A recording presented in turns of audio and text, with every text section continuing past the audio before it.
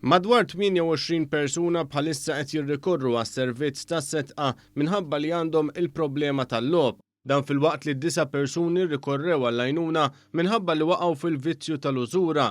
Ħabbar dan il-Ministru għas-Solidarjetà u l-Ġustizzja Soċjali, il-Familja u Drittijiet tat-Tfal Michael Falzon waqt li kien qed iwieġeb għal mistoqsijiet parlamentari fil-Parlament.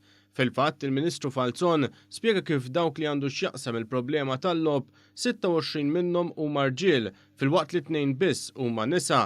Dawk li għandhom il-problema tal-użura jinvolvu 3 irġiel u 6 nisa. Dwar dawn ir-realtajiet One News żar l-uffiċini tas-setqa fejn hemmhekk tkellem mal-manager tas-servizzi fil-komunità u għatenna li għalkemm dawn in-numri jidhru żgħar, il-problema jista' jkun tkun akbar, speċjalment li llum il-logħob tal-azzard huwa aktar aċċessibbli. Id-domanda tagħna dejjem tkun ovvjament hux dak ir-ritratt reali, għaliex ovvjament bejn dawk li jiġu għas-servizz u dawk li huma l-problemi reali fil-ħajja ta' kuljum hemm barra dejjem ikun hemm diskrepanza li tista' tkun anke kbira.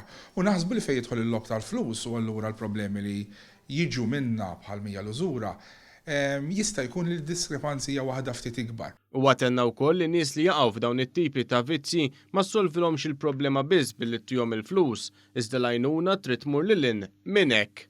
Meta wieħed jibqa' jitfa' l-flus lejn il-problema, jekk il-persuna mhux kapaċi jħendilha, jekk il-persuna mhux kapaċi qassam dawn il-flus tiegħu biex iħallas id-djun tiegħu, imma qiegħed kif jgħidu il-lagħba jiġri wara flusu, allura imuru jerġa' jużhom ġewwa l-banka tal-lottu, ġewwa l-każino, ġewwa ħwienet illi llum għandna ħafna fl-irħula tagħna, wieħed ħajsib ruħu f'diffikultà li tkompli tikber flok li tkompli tonqos. Allura l-għajnuna tagħna hija li aħna nippruvaw ngħinu l-persuna jeleb il-vizzju tal-logħob għaliex imbagħad ħafna drabi dawn in-nies għandhom income minn baxx minn għoli tajjeb illi jista' jqassam biex anke jħallas lura dawk li huma d-djun tiegħu.